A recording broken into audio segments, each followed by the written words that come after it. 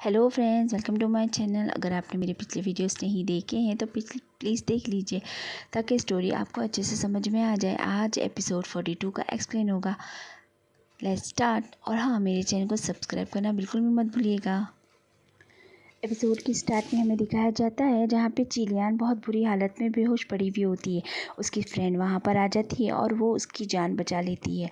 होश में आने के बाद चिलियान बोलती है कि मैं उसे कितना चाहती हूँ, लेकिन उसे बिल्कुल मेरी कद्र नहीं है।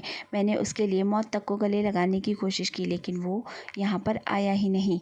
और ये कहकर वो बहुत सी रोने लग जाती है।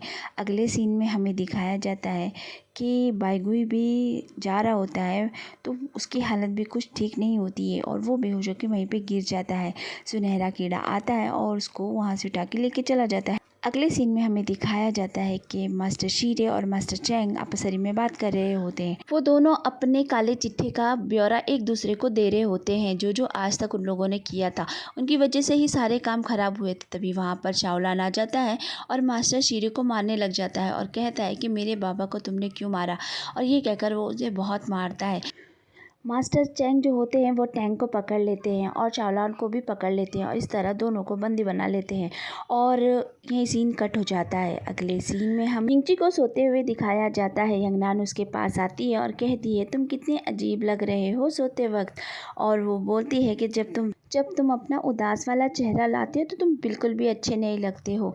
और फिर वो बोलती है कि तुम उस पत्थर को ख़त्म कर दोगे, शायद मैं तुम्हें पहचान भी ना पाऊँ, हो सकता है मैं शैतान भी बन जाऊँ, फिर भी मैं तुम्हारी मदद करूँगी। और क्योंकि मुझे यही सही लगता है। जब पत्थर ख़त्म हो जाएगा तो सब ठीक हो जाएगा। तुम भी पहले वाले यिंगची बन जाओगे, मेरे पास वापस आ जाओगे। हम दोनों वापस अपने घर चले जाएंगे और अपनी सराय को फिर से शुरू कर देंगे और माँ की बनाई हुई तंदूरी बेचकर बहुत पैसे कमाएंगे। मैं हमेशा तुम्हारे साथ रहूँगी। तुम जहाँ जहाँ जाओगे मैं भी तुम्हारे साथ जाऊँगी। और वो बोलती है कि अब मुझे अंधेरे से भी डर नहीं लगता है, क्योंकि मेरे सूरज तुम हो मेरे सूरज, और तुम्हारी वजह से मेरी ज़िंदगी में बहुत रोशनी है। यिंगची जो होता है यंगनान की सारी बातें सुन रहा होता है और उठता है और बोलता है, क्या मेरा जवाब नहीं जानना चाहती? वो बोलती, मैं तुमसे बात नहीं कर रही, मैं अपने यिंगची से बात कर रही थी।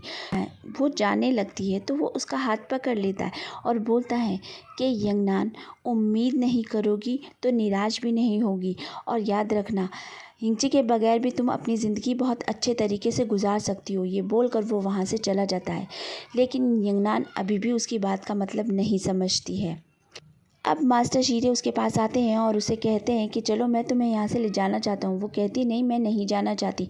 तो वो बोलता है, तुम्हें नहीं पता, शाओलान आया है और वो तुम्हें ले जाने के लिए आया था, लेकिन यिंगची ने उसे पकड़ लिया है। चलो जल्दी उसकी मदद करें। यंगनान को कुछ समझ नहीं आता तो वो उसके साथ चली जाती है।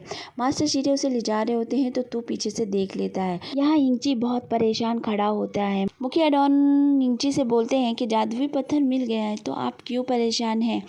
तो वो बोलता है कि हर पीढ़ी के रक्षक को इतनी ताकत मिलती है, लेकिन वो ताकत क्या लोगों की हिफाजत के लिए होती है या सब खत्म कर देने के लिए होती है? जो मुखिया डॉन होते हैं वो बोलते हैं कि आपको यंगनान को सब कुछ बता देना चाहिए ताकि आप उसे अच्छी तरीके से अलविदा कह सकें। तो वो बोलता है, वो उस पर गुस्सा हो जाता है और कहता है कि नहीं, ऐसा नहीं कर सकते हैं। अगर उसे पता चला कि उसका प्रेमी यिंगची मर जाएगा तो वो शायद कभी उस पत्थर को नष्ट करने ही ना दे। ये सुनने के बाद मास्टर डॉन बोलते हैं कि कितनी अजीब बात है, आप हमारे रक्षक हैं, लेकिन आप अपनी ही जान नहीं बचा पा रहे हैं और आपको इतनी ज़्यादा तकलीफ़ें हो रही हैं। मैं आपके सामने हाथ जोड़कर सर झुकाता हूँ इतनी हिम्मत दिखाने के लिए। तो यिंगची बोलता है कि रक्षक का फ़र्ज़ ये होता है कि लोगों के लिए कुर्बान हो जाना, लेकिन फिर भी मुझे पता नहीं क्यों डर लग रहा है। मैं उम्मीद कर रहा हूँ कि सब कुछ ठीक ही हो। तब उसे यंगनान की वही बात याद आती है कि 60 साल के बाद भी वो पत्थर वैसा का वैसा ही था और सीन यहीं पे कट हो जाता है। अगले सीन में मास्टर शीरे जो होते हैं वो यंगनान को लेकर पहुंच जाते हैं शाओलान और तांग के पास। वो उन लोगों को इस तरह बंधा हुआ देखकर बहुत परेशान होती है, लेकिन यहाँ पर उसको सारों की साजिश पता चल जाती है। मास्टर चैंग भी वहाँ पर आ जाते हैं और यंगनान को पकड़ लेते हैं और उससे बोलते हैं कि अब मैं तुम्हें गुस्सा दिलाऊंगा और वो पत्थर बाहर आ जाएगा, मुझे वो पत्थर दे दो और उसके बाद मैं तुम्हें ख़त्म कर दूंगा। यंगनान मना करती है, लेकिन वो लोग नहीं मान रहे होते हैं। शाओलान बता देता है कि बाबा को इन लोगों ने मार दिया है। ये सब सुनने के बाद यंगनान और भी ज़्यादा उन लोगों पे चिल्लाती है। इसके बाद मास्टर चैंग जो होते हैं यंगनान के अंदर से उस पत्थर को निकाल लेते हैं और यहीं पे अचानक से सीन बदल जाता है और यंगनान एक जंगल में होती है जहाँ पर वो आंखें बंद करके बैठी हुई होती है। वो उठती है तो उसको उसकी माँ की आवाज़ें आती है। वो भागकर अपनी माँ के पास जाती है, उसकी माँ उसे गले लगा लेती है। वो बोलती है कि मेरी बेटी तुम इतने दिन से कहाँ चली गई थी, 3 साल हो गए, मैं तुम्हें कब से ढूंढ रही थी मगर तुम मुझे नहीं मिली। तो वो बताती है कि मैं किसी और ही दुनिया में चली गई थी और वहाँ मुझे एक लड़के से प्यार हो गया है और मैं उससे बहुत ज़्यादा प्यार करती हूँ और उसकी वजह से मैं यहाँ नहीं आ पा रही थी। तो उसकी माँ बोलती है कि अगर तुम उससे इतना ही प्यार करती हो तो मैं उससे ज़रूर मिलूँगी, तो मुझे उससे एक दिन ज़रूर मिलवाना। ये कहकर उसकी माँ उससे दूर चली जाती है और गायब हो जाती है। लेकिन मास्टर शीरे पीछे से आते हैं और उनके ऊपर हमला कर देते हैं। मास्टर चैंग वहीं बेहोश होकर गिर जाते हैं। मास्टर शीरे जो होते हैं वो बोलते हैं तुम इतने बेवकूफ़ कैसे हो सकते हो, मुझ पर भरोसा करोगे, मैंने किसी का भी भरोसा नहीं रखा तो मैं तुम्हारा क्या रखूँगा। मैंने किसी और पर यकीन किया ही नहीं कभी अपने आप के अलावा, तो मैं तुम्हारे पर क्या करता। इसलिए मैं ये पत्ता लेके जा रहा हूँ और इसकी वजह से मैं दरवाज़ा खोलूँगा और मैं कहीं भी वक्त में आ जा सकता हूँ।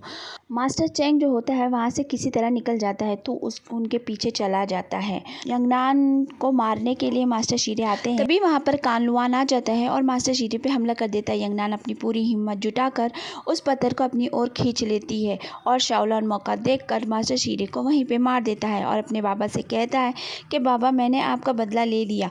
और फिर यंगनान को बोलता है कि दीदी, शाओलान बोलता है कि यंगनान दीदी आप हमारे साथ चलिए। यंगनान बोलती है कि नहीं, तुम और टैंग दोनों जाओ और अपनी ज़िंदगी अब अच्छे तरीके से गुजारना और सही से रहना और मेरी फ़िक्र मत करो, मैं यहाँ पर बिल्कुल ठीक हूँ, इंची मुझे कुछ नहीं करेगा और वो हम दोनों की बातें मैं जानूँ और वो जाने।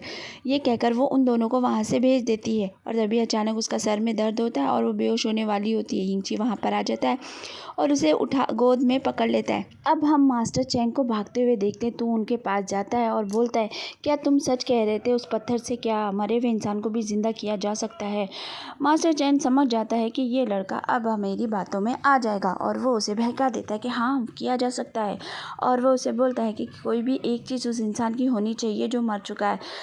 ये बात सुनकर तू भी उसके चक्कर में आ जाता है और यिंची जो होता है यंगनान वो अपनी गोद में उठाकर उसको कमरे में लेके चला जाता है। वहाँ वो उसे लिटाकर और जाने लगता है तो यंगनान बोलती है कि मुझे मेरी माँ की बहुत याद आ रही है, मैं उनके पास जाना चाहती हूँ। वो उसका हाथ पकड़ लेती है तो वो वहीं पर बैठ जाता है और उसके गालों को हाथ लगाता है। इससे हमें पता चलता है कि यिंची भी यंगनान से बहुत प्यार करता है, लेकिन अब वो क्या करे, मजबूर होता है। तभी तू आता है और यिंची को बुला के वहाँ से लेके चला जाता है। बाहर बाहर मास्टर शीरे की लाश पड़ी हुई होती है और सारे लोग वहाँ पर जमा होते हैं तो तू बोलता है कि अब हमारे रक्षक जी संभाल लेंगे, आप लोग यहाँ से सब चले जाइए। फिर उसके बाद वो बोलता है कि मैंने सुना है कि इन्होंने जो भी बताया था वो सारी बातें झूठी है, हमें उस पत्थर को नष्ट नहीं करना चाहिए, हो सकता है हम गलत हों। तो यिंची बोलता है कि नहीं, तुम बकवास बंद करो, ऐसी कोई भी बात नहीं है, वो पत्थर मैं कल नष्ट करूँगा, तो ये बात पक्की ही है। ये कहकर यिंची वहाँ से चला जाता है।